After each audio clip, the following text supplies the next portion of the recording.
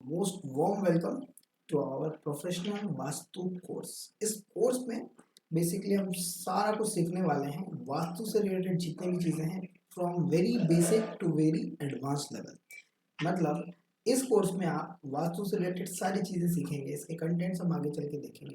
Content की बात की जाए तो हम इसमें कवर करने वाले हैं history of vastu, power of 16 zones, जिसमें हम सारे 16 जोन्स को डिस्क्राइब करेंगे और वन बाय वन समझने की कोशिश करेंगे।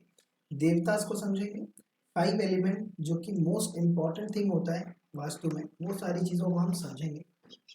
उसके बाद पूरे के पूरे 32 एंट्रेंस के बारे में हम समझेंगे कि जितने भी एंट्रेंस होते हैं 32 एंट्रेंस, वन बाय वन कैसे आप किसी के भी एंट्रेंस से प्रेडिक्शन कर सकते हो, कैसे आप बता सकते हो किस घर का कौन सा एंट्रेंस है और कौन सा बेस्ट एंट्री किसी घर का निकाला जा सकता है। टॉयलेट्स के बारे में डीपली समझेंगे, बाथरूम्स के बारे में डीपली समझेंगे, जानेंगे कि कहाँ पे बनाना सही होता है, कहाँ पे बनाना गलत होता है और उसकी रेमेडीज क्या होती है, सारा कुछ।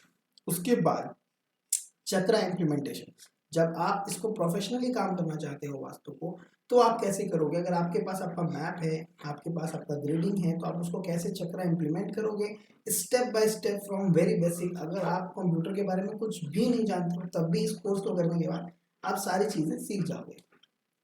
How to draw floor plans, अगर आपके पास फ्लोर प्लान नहीं है किसी का, तो उसको ड्रॉ भी कैसे करते हैं, ये सारी चीज़ें भी हम यहाँ पे सीखने वाले हैं। वास्तु रेमेडीज एंड प्रोग्रामिंग, कैसे हम पूरा का पूरा वास्तु सेट करते हैं, कस्टमाइज वास्तु कैसे करते हैं, वास्तु की कैसे कैसे रेमेडीज करवाते हैं, सारी चीज़ें हम इसमें कवर करने वाले हैं। Treatment of Jones and remedies. Commercial vastu कैसा होता है, कमर्शियल वास्तु में क्या डिफरेंट होता है नॉर्मल वास्तु से, ये सारी चीज़ें हम सीखेंगे। एंड एट द लास्ट हम ये जानेंगे एस्ट्रोलॉजी और वास्तु को कैसे हम कनेक्ट कर सकते हैं। तो चलिए स्टार्ट करते हैं हमारा पहला topic, history of vastu. Do you know what is Vastu? How was Vastu invented? Who was the Vastu Gurus?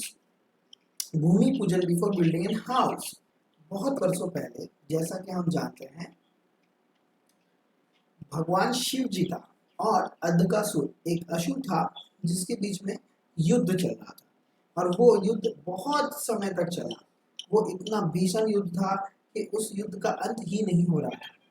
तो लॉर्ड शिवा के और अधकासुर के युद्ध के दौरान, जब उनका युद्ध हो रहा था, उस युद्ध के उस युद्ध से भगवान शिव के बॉडी से एक पसीने की बूंद निकलती है, जिस बूंद से एक असुर बनता है जो कि कहलाता है महाभूत। ठीक है, आगे चलकर वो उसकी जो साइज होती है, उस महापुरुष की जो साइज होती है, वो बढ़ती चली जाती है। ठीक है, तो सारे डेमन्स और सारे देवता ये परेशान हो जाते हैं।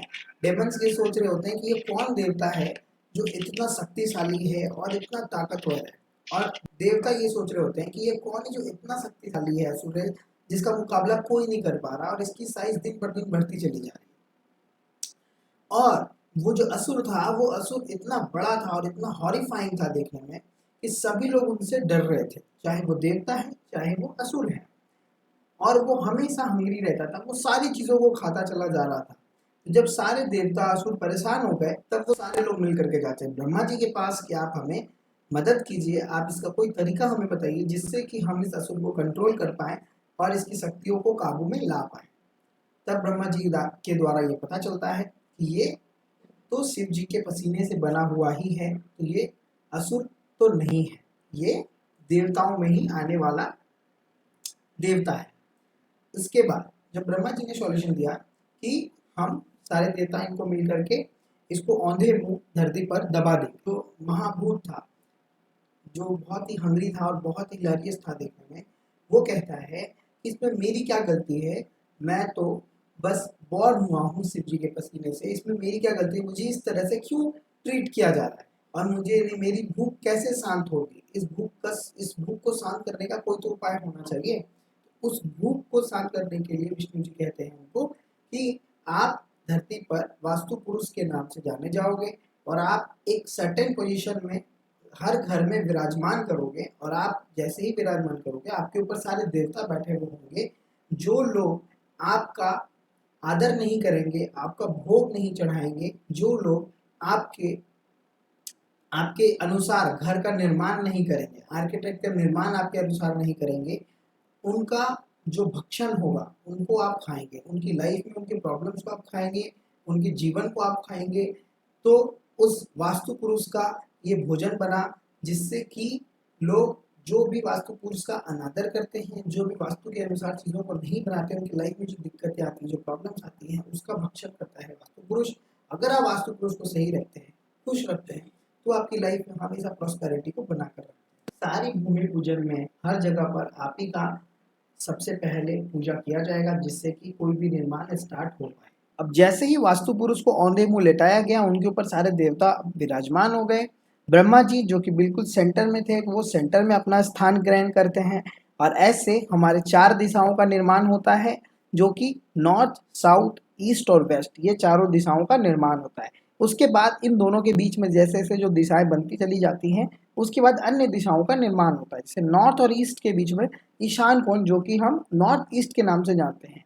ईस्ट और साउथ के वेस्ट में अग्नि कोण, जो कि हम साउथ ईस्ट के नाम से जानते हैं। साउथ और वेस्ट के जोन में नैऋत्य कोण होता है, जो कि हम साउथ वेस्ट के नाम से जाना जाता है। और नॉर्थ और वेस्ट के बीच में वैव्य कोण होता है, जो कि हम नॉर्थ वेस्ट के नाम से जानते हैं।